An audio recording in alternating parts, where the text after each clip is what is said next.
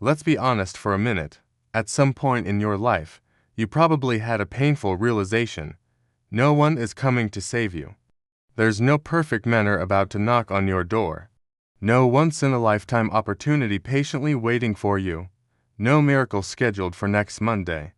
And as uncomfortable and unsettling as that truth feels, it carries something far more powerful: freedom. Because the moment you truly accept that no one is coming to save you is the moment you become the one who shows up.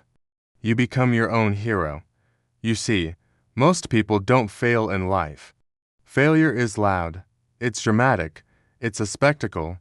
Most people drift. Drifting is silent. It's insidious. It looks like saying, "Oh, I'll start that next week." It looks like being constantly busy but never truly productive. It's that feeling of wanting change, but always avoiding the discomfort that comes with it. Drifting steals years from you without any warning. You don't wake up one morning and consciously choose a small, unfulfilling life. You slowly, gradually accept it one tiny excuse at a time. Today, right now, is your chance to stop drifting. It's your chance to grab the oars and start rowing. The turning point for everything is responsibility. Blame feels good, doesn't it? It's easy to point fingers. But responsibility feels heavy, and guess what? Responsibility is where your power lives. The second you take responsibility, everything shifts. You stop waiting for someone else to fix things. You stop complaining about your circumstances. You start building.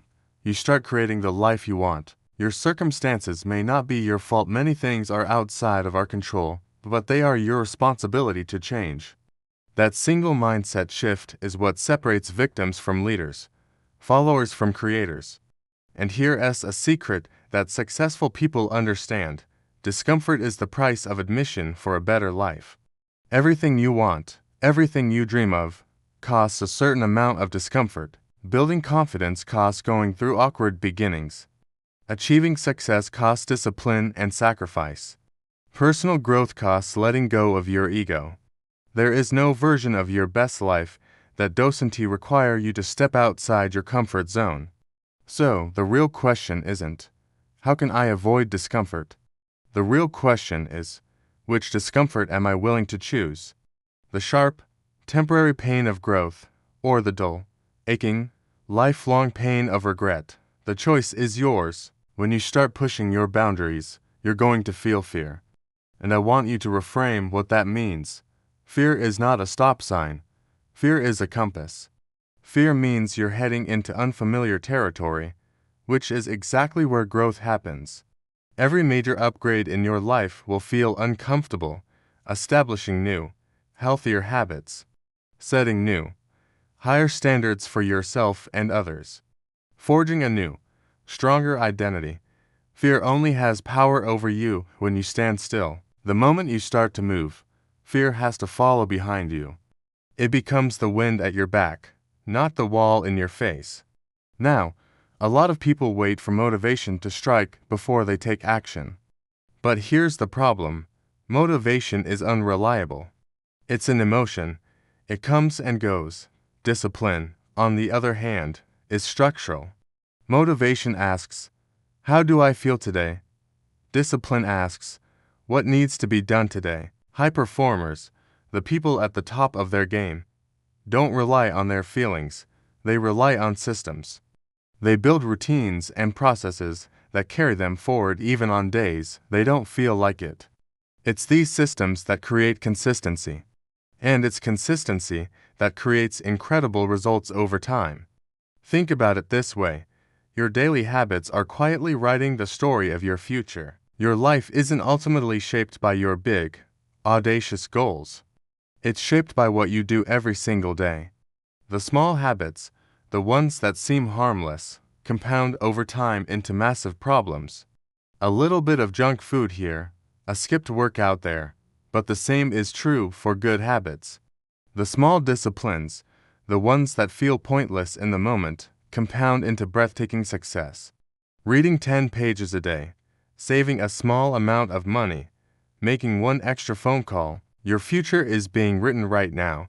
In the quiet moments, you need to pay attention to the script, and what's influencing that script more than anything? Your environment. Take a hard look at what surrounds you. The conversations you have, the content you consume, the people you spend time with, the standards they hold.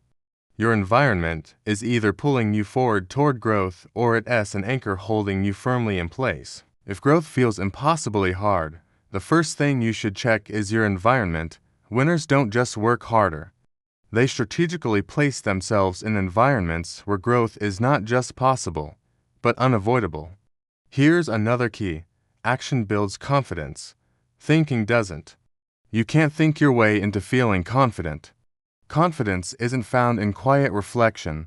It's forged in the fire of execution. Every single action you take is a vote for the person you are becoming. A small, hesitant action casts a vote for small confidence, but consistent, determined action that builds unbreakable confidence. So stop waiting to feel ready.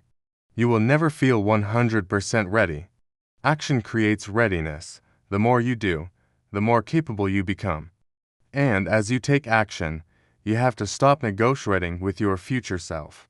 Every time you set a goal and quit early, you teach your brain that your comfort is more important than your commitments. You teach yourself that your word doesn't matter. But every time you follow through, every time you honor the promise you made to yourself, you build self-respect. And self-respect is the absolute foundation of confidence. Confidence, in turn, is the foundation of success. Honor your word to yourself above all else. Treat your promises to yourself like they're the most important contracts you'll ever sign, because they are. As you move forward, you might look back and cringe at past mistakes, but your past is data, not destiny. It is not a life sentence, it is simply information. Your mistakes are not failures. They are lessons that success hasn't paid for yet. Use them. Learn from them. The strongest, most resilient people you know didn't have easy lives. They didn't avoid hardship.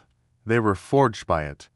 They learned from it. They used it as fuel. And finally, please understand this. You do not need anyone's permission to change. You don't need their approval.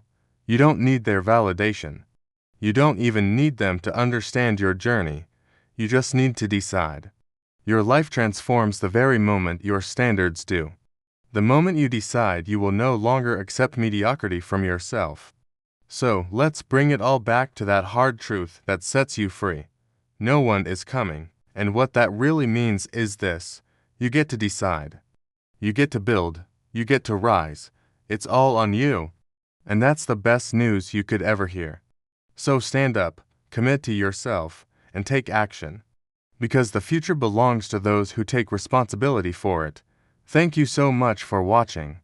If this message resonated with you, hit that like button and subscribe for more content to help you build your best life. We'll see you in the next one.